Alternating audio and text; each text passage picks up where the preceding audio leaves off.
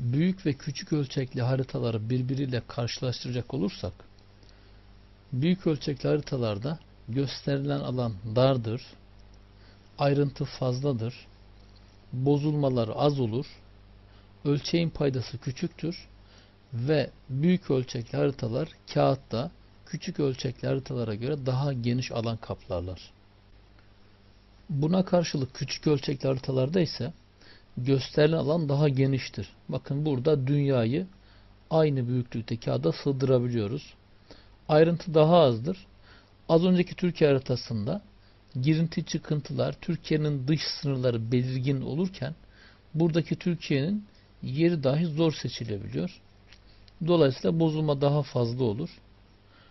Küçük ölçekli haritaların paydası daha büyük olur ve küçük ölçekli haritalarda herhangi bir ülkenin, bölgenin, şehrin haritada, kağıtta kapladığı alan daha küçük olur.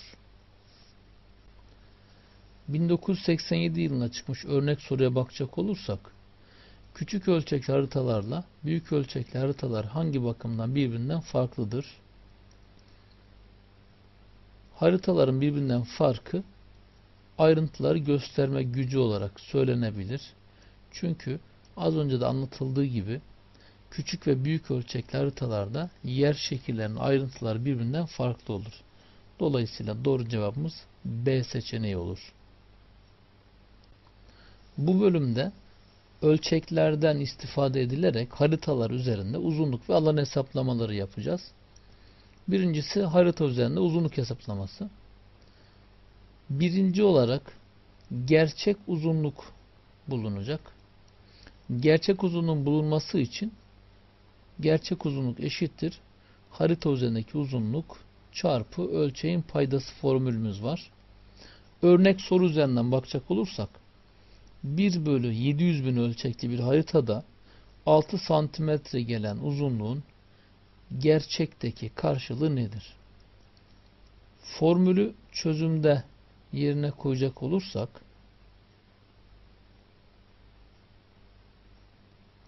gerçek uzunluk kilometre cinsinden istenir. Gerçek uzunluğun formülü harita uzunluğu çarpı ölçeğin paydasıdır. Harita uzunluğu 6 santim çarpı ölçeğin paydası 700 bin santimdir. 6 kere 7 42, yanına 5 sıfır ilave ediyoruz. Dolayısıyla çıkan santimetre istenen gerçek uzunluk kilometre olduğundan 5 sıfırı sileriz. Santimi kilometre çevirmek için biliyorsunuz 5 sıfır silinir. Evet. Gerçek uzunluğun 42 kilometre olduğu bulunur. İkinci olarak harita uzunluğunun bulunmasına bakalım. Harita uzunluğu gerçek uzunluğun ölçek paydasına bölünmesiyle bulunur. Örnek olarak gerçek uzunluğu 640 kilometre olan bir yol 1 bölü 800 bin ölçek haritada kaç santim olarak gösterilir? Harita uzunluğu gerçek uzunluğun ölçeğin paydasına bölünmesiyle bulunduğunu bildiğimize göre soruda verilenleri formülde yerine yerleştireceğiz. Gerçek uzunluk 640 kilometre. Ölçeğimizin paydası 800 bin santimetre. 640 kilometre olduğu için payda santimetre, sonuç santimetre cinsinden istendiğinden 640'ı santimetreye çevirmek için yanına 5 sıfır ilave edeceğiz.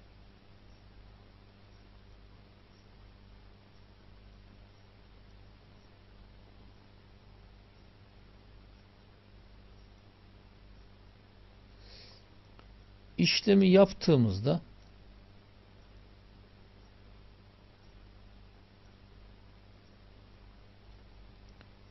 640 bölü 8, o da eşittir 80 santimetre. Demek ki harita üzerinde 80 santimetre ile gösterilecek. Üçüncü olarak uzunluklardan yararlanıp haritanın ölçeğinin bulunması formülümüz var. Ölçek formülünde harita uzunluğu bölü gerçek uzunluk verilmiş. Örnek yapacak olursak beraber arkadaşlar, harita üzerinde 10 santimetre gelen uzunluğun gerçek olarak karşılığı 200 kilometre verilmiş. Ölçeği bulmak için formülümüzü yazıyoruz. Harita uzunluğu 10 santim verilmiş. Gerçek uzunluğu 200 kilometre. Şimdi yapılacak iki işlem var. Birincisi payı 1 yapmak. Payı 1 yapmak için sayıyı kendisine böleriz. Onu 10'a böldük 1. Kesirli ifadelerde kesim değerinin değişmemesi için paya yapılan işlemin aynısı payda yapılacak. Yani payı 10'a böldük. Paydayı da 10'a böleceğiz. Paydayı 10'a böldüğümüzde 20 çıktığını görüyoruz. Tabi bu 20 kilometre. Bunun yanına 5 sıfır ilave ettiğimizde ölçeğimizin 1 bölü 2 milyon santimetre olduğu bulunur. Değerli arkadaşlar, uzunluk hesaplamalarından sonra şimdi haritalarda alan hesaplamalarına bakalım. Alan hesaplamalarının birincisi gerçek alanın bulunması. Formülümüzde gerçek alan eşittir harita alanı çarpı ölçeğin paydasının karesi. Alanlarda ölçeğin paydasının karesini kullanmaya dikkat edelim. Örnek sorumuza bakacak olursak 1 bölü 50 ölçekli bir ev planında 48 santimetre kare gelen bir odanın gerçek alanı kaç metrekaredir? Formülde verilenleri yerine yazacak olursak harita alanı 48, ölçeğin paydası 50. Tabi bunun karesini alacağız. 50'nin karesi 2500 yapar. 48 çarpı 25 1200 eder. Yanına 2 sıfır da ilave edecek olursak odanın alanının santimetre olarak karşılığını buluruz. Ancak bizden istenen metrekare olduğu için arkadaşlar santimetre kareyi metrekareye çevirmek için biliyorsunuz 4 sıfır sileriz. Evet, odanın gerçek alanı demek ki 12 metrekare. Arkadaşlar ikinci olarak harita alanının bulunmasına bakalım. Harita alanı gerçek alanın ölçek paydasının karesine bölünmesiyle bulunur. Örnek sorumuzu beraber çözelim. Gerçekteki alanı 3600 kilometre kare olan bir göl 1 bölü 600 bin ölçekli haritada kaç santimetre kare ile gösterilir? Harita alanı formülü verilmiş. Gerçek alan bölü ölçek paydasının karesi.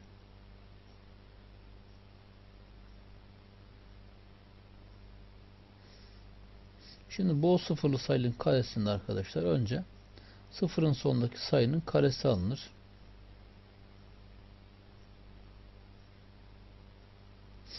Altının karesi 36. Yanına 5 olan sıfırın 2 katı yani 10 sıfır ilave edilecek. Dolayısıyla bunu uzun yazmaya gerek yok. 10 üzeri 10 yazarak da yanına 10 sıfır yazmış oluruz. Şimdi payda santimetre kare, pay kilometre kare, istenen santimetre kare. Dolayısıyla paydaki kilometre kareyi santimetre kareye 10 sıfır ilave ederek yazarız. Dolayısıyla paydaki 10 sıfır ile paydadaki 10 sıfır birbirini götürecek. 3600'ü 36'ya böldüğümüzde haritadaki alanın 100 santimetre kare olduğunu buluruz.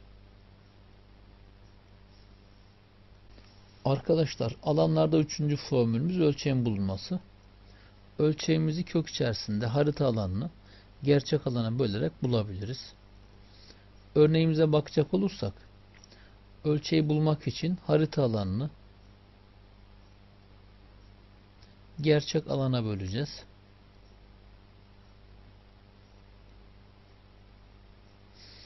...900 dışarıya 30 olarak çıkar.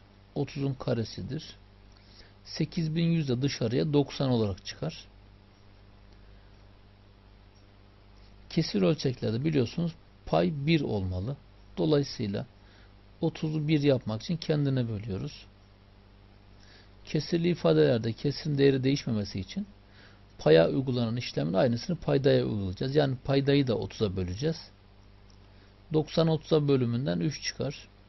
Şimdi payda kilometre verildiğinden santimetreyi çevirdiğimizde 5 sıfır ilave ederiz.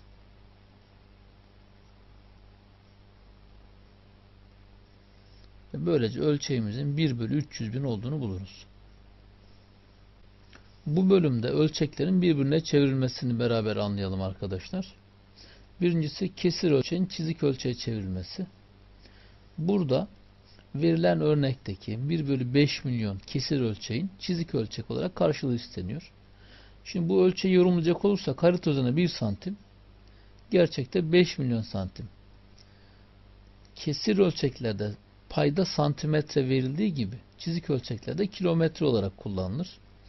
Dolayısıyla kesir ölçekteki paydanın santimini kilometre yapacak olursak arkadaşlar, ölçeğin yorumlanmasına tekrar bakacak olursak harita üzerindeki 1 santim gerçekte 50 kilometreyi göstermiş olacak. Dolayısıyla sıfırın sağındaki ilk basamağın önüne bir kesir işareti yaparız. İki çentik arası 1 santim olduğu için buraya 1 yazarız. Evet, pratik olarak arkadaşlar bu şekilde kesir ölçeğin çizik ölçeğe çevrilmesi bulunabilir. İkinci olarak çizik ölçeğin kesir çevrilmesi var. Şimdi burada verilen örnekteki çizik ölçeğin boyu 5 santim. Yani her bir çentik arası 1 santimetredir. Şimdi buna göre sıfırın sağındaki ilk basamağın önüne bir kesir işareti atacak olursak iki çentik arası 1 santim buraya yazıyoruz. Dolayısıyla 1 bölü 20 kilometre olarak ölçeğimizi buluruz.